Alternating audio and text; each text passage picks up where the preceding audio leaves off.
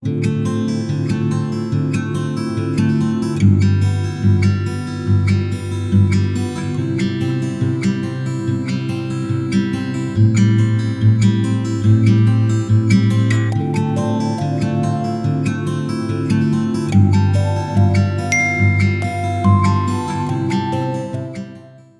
बार फिर से आप सभी का स्वागत है। मेरे प्यारे भाई बहनों, परमेश्वर का धन्यवाद है कि हमने न्यायियों की पुस्तक का अध्ययन कंप्लीट कर लिया है और अब हम रूत नामक पुस्तक का अध्ययन शुरू करेंगे। और जैसा कि हम हर एक पुस्तक से पहले उस पुस्तक का एक छोटा सा परिचय लेते हैं, तो हम रूत नामक पुस्तक का भी एक छोटा सा परिचय लेंगे। मेरे प्यारे भाई बहनों, अब तक हमने न्यायियों की पुस्तक में उसके 17वें अध्याय से लेकर के 21वें अध्याय तक, बल्कि हमने पूरे ही न्यायियों की पुस्तक में जो इजरायलियों का कैरेक्टर है उसके विषय में देखा कि किस प्रकार से उनका कैरेक्टर गिरता जाता है, कैसे वो परमेश्वर से दूर हो जाते हैं, कैसे वो मूर्ति पूजा में लिप्त हो जाते हैं, कैसे वो व्यभिचार में लिप्त हो जाते हैं। वो सारी हमने घटनाओं को न्यायियों की पुस्तक में देखा और खास तौर पर हमने 17वें अध्याय से लेकर 21वें अध्याय तक इजरायलियों का बहुत ही अज्ञानता वाला कैरेक्टर देखा और बहुत ही परमेश्वर से दूर जाने वाला कैरेक्टर देखा। उनमें से ही एक घटना जो न्यायियों के समय में घटित हुई थी, जो कि हम यहाँ इस रूत की पुस्तक में देखते हैं। जैसे कि आप इस नाम से ही समझ सकते हैं, इसका जो नाम है रूत, ये इस पुस्तक का नाम, तो ये उस मुख्य कैरेक्टर के ऊपर ही फोकस करती है जो इस पुस्तक में जो कैरेक्टर बताया गया है। तो ये यहाँ पर हम जो कैरेक्टर देखते हैं वो सारे ही कैरेक्टर परमेश्वर को मानने वाले हैं, उसका भय रखने वाले हैं और उसके ऊपर चलने वाले हैं। और उनके बीच में एक कैरेक्टर रूत के विषय में देखते हैं जो कि स्वयं इजरायली नहीं है। वो स्वयं इजरायली नहीं है, वो एक अन्य जाति मोआबी स्त्री है जिसका विवाह एक इजरायली पुरुष के साथ हो जाता है और फिर वो इजराइल के परमेश्वर पर अपनी निष्ठा रखती है, उस पर विश्वास करती है और इस प्रकार का विश्वास करती है कि वो विपरीत परिस्थितियों में भी अपनी सास नयोमी को छोड़ती नहीं है। जबकि उसका पति जो है मर जाता है, उसके बावजूद भी वो अपनी सास को नहीं छोड़ती है, उसके साथ अपनी निष्ठा को दिखाती है और इजराइल के परमेश्वर के प्रति जो उसका विश्वास था वो अपने जीवन में लाती है और एक बहुत ही अच्छा और एक बहुत ही कैरेक्टर वाला जीवन वो अपना यहाँ जीती है। और इस प्रकार से परमेश्वर उसे आशीषित करते हैं और फिर उसका विवाह बोआज नामक एक व्यक्ति से होता है। और यहीं से हम देखते हैं कि बोआज और रूत का जब विवाह होता है तो उनके जो पुत्र उत्पन्न होता है वही पुत्र राजा दाऊद के दादा है। यानी कि एक तरीके से यहाँ जो ये स्त्री रूत हैं वो राजा दाऊद की पड़ दादी हैं और उनका कैरेक्टर यहाँ बताया गया है। तो अभी तक हमने जो कैरेक्टर देखे वो बहुत ही परमेश्वर के विरोध वाले कैरेक्टर थे। तो रूत की पुस्तक में हम अब परमेश्वर से भय रखने वाले, परमेश्वर को मानने वाले और बहुत ही अच्छे और परमेश्वर के रास्ते पे चलने वाले कैरेक्टरों का वर्णन देखेंगे। क्योंकि मेरे प्यारे भाई बहनों, ऐसा नहीं है कि समस्त इजराइल के सारे ही लोग परमेश्वर के विरोध में थे। अगर ऐसा होता तो फिर व्यवस्था को कोई संभालने वाला नहीं था। जहां एक और परमेश्वर के विरोध में बहुत सारे इजरायली चले गए, वहां कुछ ऐसे भी लोग थे जो परमेश्वर की व्यवस्था को मानने वाले थे, उसका भय रखने वाले थे। इस पुस्तक पे हम उन्हीं का वर्णन देखते हैं और ये उसी समय की घटना है, ये कुछ उसी समय की घटना है। शमूएल से करीब 100 साल के या 120 साल पहले की घटना है। क्योंकि अगर हम रूत से राजा दाऊद तक का समय लगाए तो 100 या 125 साल का ही समय बैठेगा, क्योंकि रूत जो है राजा दाऊद की पड़दादी हैं। तो मेरे प्यारे भाई बहनों, इस प्रकार से हम इस पुस्तक में रूत के बहुत ही उत्तम कैरेक्टर को देखते हैं जो कि इजरायली नहीं है, फिर भी उन्होंने परमेश्वर पर अपना विश्वास रखा, अपनी सास के साथ निष्ठा को रखा। रूत की पुस्तक के विषय में माना जाता है, सारे ही जितने स्कॉलर्स हैं वो ये मानते हैं कि रूत की पुस्तक के जो लेखक हैं वो शमूएल ही हैं। इजराइल के 14वें न्यायियों और न्यायियों की पुस्तक के रचयिता और इस रूत की पुस्तक के रचयिता भी शमूएल ही हैं। शमूएल के द्वारा ही ये सारी बातें लिखी गई हैं। क्योंकि शमूएल के समय में हम देखते हैं जब राजा दाऊद को, जो इजराइल के दूसरे राजा हैं, शमूएल के द्वारा राजा बनाया गया, तब तक वो जीवित थे। तो वो सारी घटनाएं जो यहोशू से लेकर के राजा दाऊद तक की घटी हैं, वो सारी की सारी शमूएल ने वहां पर दर्ज की हैं और वहां पर वो उन्होंने लिखी हैं। तो मेरे प्यारे भाई बहनों, रूत नामक पुस्तक के लेखक शमूएल हैं और हम यहाँ इसका छोटा सा परिचय ले चुके हैं। तो मेरे प्यारे भाई बहनों, मैं आप लोगों से निवेदन करना चाहूंगा कि हम इस पूरी पुस्तक का अध्ययन कोई एक एक वचन के द्वारा नहीं करेंगे, क्योंकि यहाँ पर एक घटना बताई गई है, एक पूरी एक कहानी के रूप में यहाँ पर लिखी है। तो मैं आपसे निवेदन करना चाहूंगा, इसमें केवल 4 ही अध्याय हैं और बहुत बड़े बड़े अध्याय नहीं हैं, केवल 2 या 3 पेज के, 3 या 4 पेज के ही अध्याय हैं। तो आप इन्हें पढ़ लीजिए। अगला संदेश सुनने से पहले पहले अध्याय से लेकर के चौथे अध्याय तक इस पूरी घटना को, इस पूरे वर्णन को आप पढ़ लीजिए, क्योंकि हम इसको ओवरऑल तरीके से यहाँ अध्ययन करेंगे। जो जो बातें आपको वहाँ नहीं समझ में आई होंगी या मुझे लगेगा कि मुझे आपको समझाना है, वो मैं आपको पूरी बातें समझाऊंगा, क्योंकि आप इसको पढ़ के ही रूथ और नियोमी के कैरेक्टर को समझ सकते हैं कि किस प्रकार से उसने अपनी निष्ठा को अपनी सास के साथ दिखाया है। तो केवल पढ़कर ही आप समझ सकते हैं। कुछ इंपॉर्टेंट बातें ऐसी होंगी जो मुझे आपको बताना जरूरी है, जो आपको समझ में नहीं आएंगी तो वो मैं आपको डिस्क्राइब जरूर करूंगा। तो अगली रिकॉर्डिंग सुनने से पहले, अगला संदेश सुनने से पहले पहले अध्याय से लेकर चौथे अध्याय तक जरूर पढ़ लीजिएगा। अगले संदेश में हम उस रूथ की पुस्तक का एक कंक्लूजन के रूप में अध्ययन करेंगे। प्रभु आपको आशीष दे। Praise the Lord. एक बार फिर आप सभी का स्वागत है। हम अध्ययन कर रहे हैं रूथ नामक पुस्तक का, और अब समय है कि हम इस पुस्तक का एक कंक्लूजन के रूप में अध्ययन करें। और जैसा मैंने आपसे कहा था कि आप इसको पहले अध्याय से लेकर के लास्ट चौथे अध्याय तक जरूर पढ़ लीजिएगा, तो आशा है कि आपने जरूर पढ़ा होगा। तो यहाँ पर आपने पूरी वर्णन को, पूरे कहानी को यहाँ पर देखा होगा कि कैसे जो एलीमेलेक है वो अपनी पत्नी नुआमी के संग मोआब में चला जाता है, क्योंकि यहूदा के देश में उस वक्त अकाल पड़ा होता है और वहां पर उसके 2 पुत्र उत्पन्न होते हैं। और वहां हम देखते हैं कि जो एलीमेलेक है उसकी मृत्यु हो जाती है, और जो नुआमी है वो वहां पर बसती है अपने 2 पुत्रों के साथ, और वहीं पे वो लोग रह रहे होते हैं। और वहीं मोआबी स्त्रियों से वो अपने दोनों बेटों की विवाह कर देती है, और जो छोटा बेटा है उसकी पत्नी का नाम रूथ है। और कुछ समय के बाद हम देखते हैं कि उसके दोनों बेटे भी वहां पर मर जाते हैं, मृत्यु को प्राप्त हो जाते हैं, और वो बहुत ज्यादा दुख में आ जाती है, बहुत ज्यादा दुखी हो जाती है। और तब जो नुआमी है वो ये सोचती है कि अब मैं अपने देश को लौट जाऊं, क्योंकि अब तो मेरे पास कुछ भी नहीं है, अब ना ही मेरे पास पति है और मेरे दोनों बेटे भी नहीं बचे हैं, और ना ही मेरी ये ऐसी उम्र है कि कहीं मैं अब दूसरा विवाह कर सकूं। तो मैं अपने कुटुंबियों के बीच में, अपनी जमीन के बीच में वहां पर चली जाऊं और अपना पूरा जीवन वहां बिता दूं। तो मेरे प्यारे भाई बहनों, वहां पर वो अपनी दोनों बहुओं से, जो कि विधवा बहुएं थी, उन दोनों से वो कहती है कि भाई तुम कहाँ मेरे साथ साथ पीछे फिरती फिरोगी, ना जाने कौन सा जीवन अब मेरे लिए है। क्योंकि नुआमी के विषय में हम देखते हैं बहुत ही दुखी स्त्री है। यहाँ पर आगे हम अभी आपने पढ़ा होगा कि जब वो बैतलहम में जाकर के पहुंचती है तो वहां के लोग कहते हैं कि भाई ये तो नुआमी है, तो वो कहती है कि तुम मुझे नुआमी मत कहो, तुम मुझे मारा कहो, क्योंकि मारा का मतलब होता है एक दुखियारी स्त्री।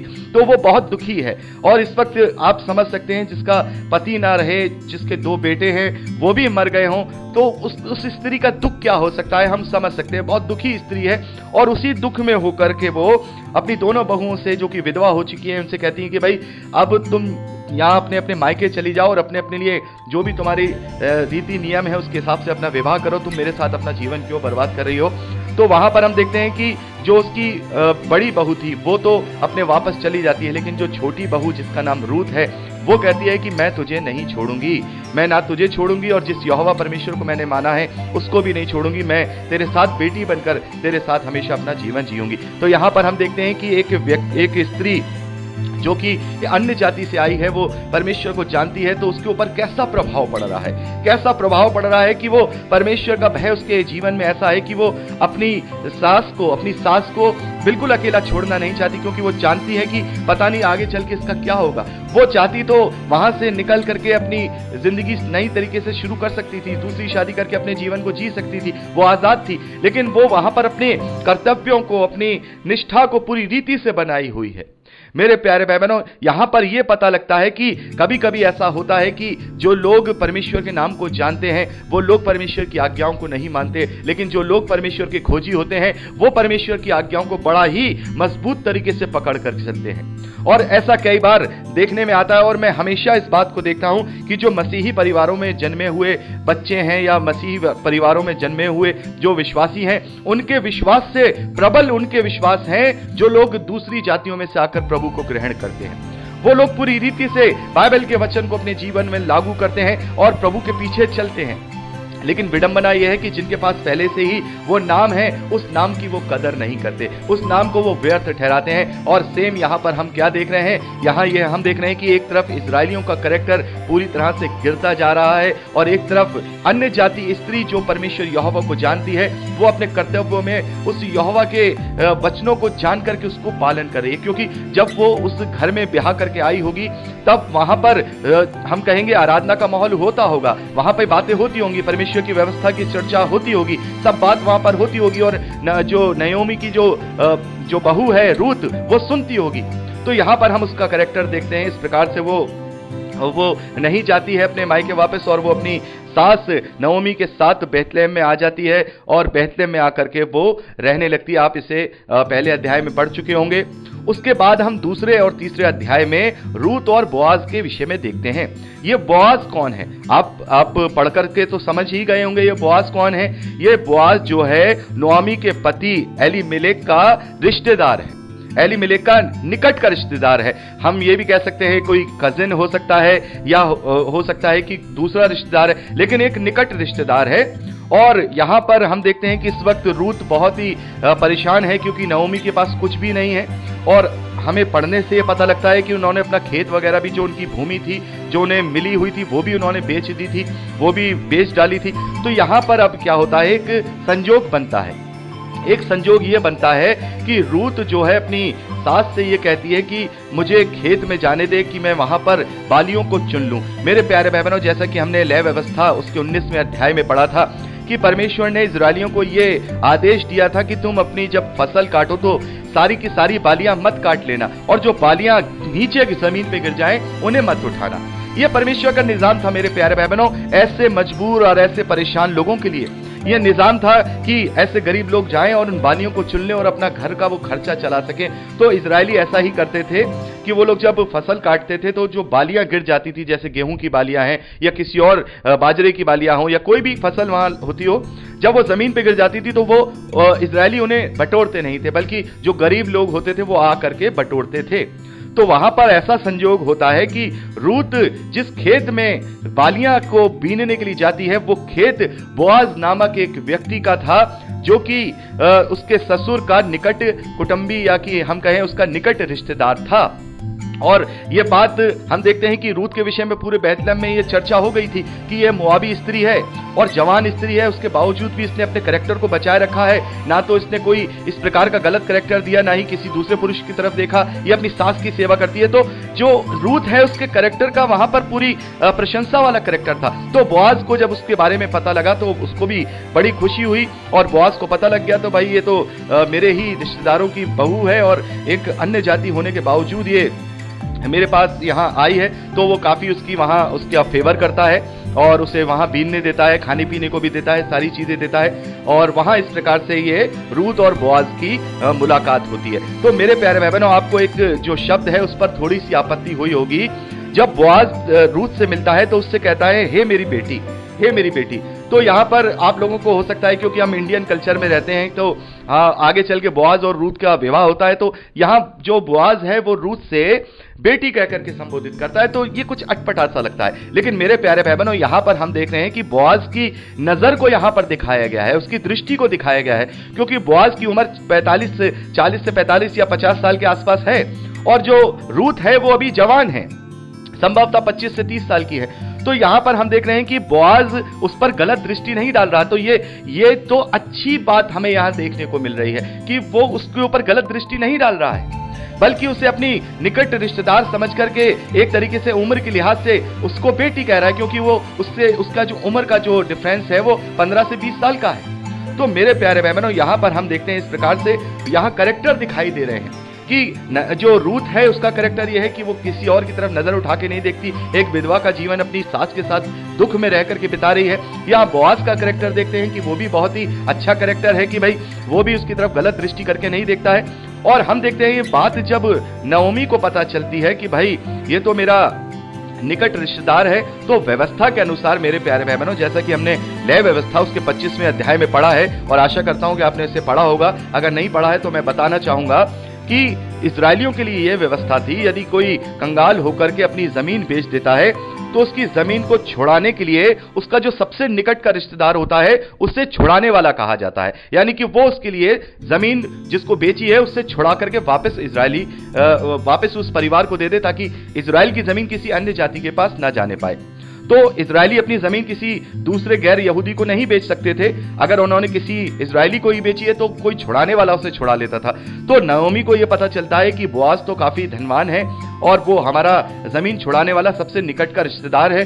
तो नओमी को यह लगता है कि हम ये लगता है कि अब वो उससे जाकर के बॉस से कहे कि भाई तू हमारा निकट कुटुंबी है और जाकर के हमारी जमीन को छुड़ा ले।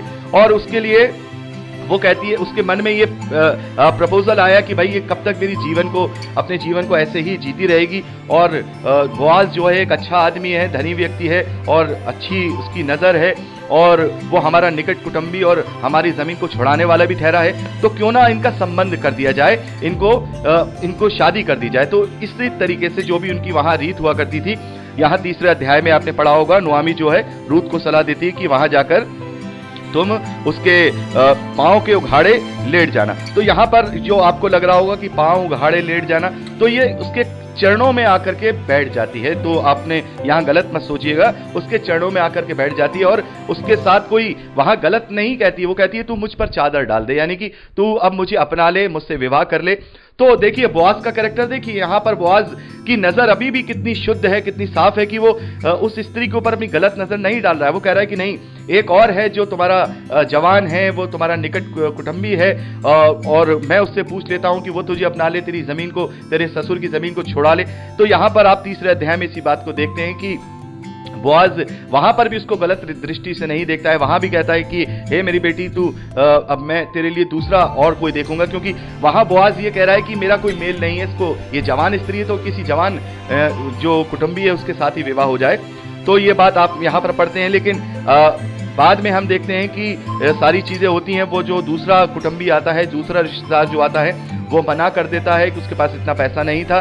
तो उसके बाद हम देखते हैं चौथे अध्याय में, इस बात को आप पढ़ सकते हैं कि कैसे चौथे अध्याय में जो रूत है और उसका बोआज है उसका आपस में विवाह हो जाता है और विवाह होकर के फिर वो परमेश्वर उसे आशीषित करते हैं कि उसने अपने जीवन के अंदर जो भी निष्ठा परमेश्वर के लिए दिखाई थी, परमेश्वर के लिए दिखाई, अपनी सास के प्रति अपना कैरेक्टर बचा के रखा और यहाँ पवित्रता के साथ परमेश्वर ने उसका विवाह बोआज के साथ करा दिया और ये उसको दिया कि अब उन दोनों की जो संतान हुई है, बोआज की और जो रूत है, उन दोनों की जो संतान हुई है उसका नाम ओबेद रखा गया और ओबेद का बेटा यशिया हुआ और यशिया का बेटा दाऊद हुआ। तो ये बहुत बड़ा एक हम कहेंगे उपमा परमेश्वर ने रूत को आशीष के रूप में दी है। तो आप इस बात को यहाँ पढ़ सकते हैं और बहुत सारी बातें हम सीख सकते हैं, खास तौर पर जो स्त्रियां हैं वो रूत के कैरेक्टर से अपनी जिम्मेदारियों के प्रति जो सजगता है उसको लेकर के वो सीख सकती हैं। और जितनी मसीही विश्वासी बहनें हैं जो जन्म से ही मसीह विश्वासी हैं, बड़ी कलीसियाओं को जाती हों, तो वो जानती हैं कि कभी भी अगर कहीं महिला दिवस बनाया जाता है, किसी चर्च में वुमेन डे मनाया जाता है, तो रूत के विषय में या फिर हम कहें मार्था के विषय में, मरियम के विषय में ज़रूर वहाँ प्रचार किया जाता है। तो आप में से जो बहनें हैं उन्होंने ज़रूर रूत का प्रचार सुना होगा। तो इससे हमें यही शिक्षा मिलती है कि हमें अपने कैरेक्टर को परमेश्वर की आज्ञा पालनता के साथ ही चलाना है। तो ये एक छोटा सा यहाँ पर ये 4 अध्यायों का एक पुस्तक है जिसमें रूत के कैरेक्टर को बताया गया है। तो मेरे प्यारे बहनों, जो कंफ्यूजन की बातें थी, जो आपको समझ में नहीं आई होती, वो मैंने आपको बता दिया है, जैसे छुड़ाने वाला और उसने बेटी क्यों कहा, ये सारी बातें आप अच्छे से समझ गए होंगे। तो हमने यहाँ पर रूत की पुस्तक का भी, रूत नामक पुस्तक का भी अध्ययन एक तरीके से ओवरऑल तरीके से कंप्लीट कर लिया है। और मेरे प्यारे बहनों, बहुत ही कम समय में हमने रूत के पुस्तक का अध्ययन किया है। तो हो सकता है कि कुछ बातें ऐसी हों जो आप मुझसे पूछना चाहें, तो निसंदेह आप मुझसे पूछ सकते हैं। आप व्हाट्सएप पर मुझसे सवाल करिएगा। अगर बहुत कुछ ऐसी बात होगी जो मुझे आप सभी को बतानी ज़रूरी होगी, तो फिर मैं अगले अध्ययन से पहले इस बात को भी आप लोगों को ज़रूर बताऊंगा। और अगर कोई ऐसी बात नहीं है तो फिर अब हम परसों से शमूएल की पहली पुस्तक का अध्ययन शुरू करेंगे। तो प्रार्थनाओं में याद रखिएगा मेरे प्यारे बहनों, और शमूएल की जो पहली पुस्तक है उसको भी आप जितना हो सके आगे से आगे रीड करके चलिएगा, क्योंकि अब एक अध्याय यहाँ पर समाप्त होता है। अब एक अध्याय यहाँ शमूएल से शुरू होगा, क्योंकि जो हम कहते हैं इजरायलियों के पतन का जो टाइम था, अब यहाँ से अब इजरायलियों को उठने का समय शुरू होगा कि जब वो परमेश्वर से दूर होते चले गए, तो अब शमूएल के समय से अब परमेश्वर की ओर उनके जो उठाव है, जो उनका उठान है, वो अब यहाँ पर हम देखते हैं, जो कि शाऊल से लेकर के आगे राजाओं के विषय में हम अध्ययन करेंगे। तो आप लोग प्रार्थनाओं में याद रखिएगा। प्रभु आप सबको बहुत आयत की आशीष दे। Praise the Lord. जय मसीह।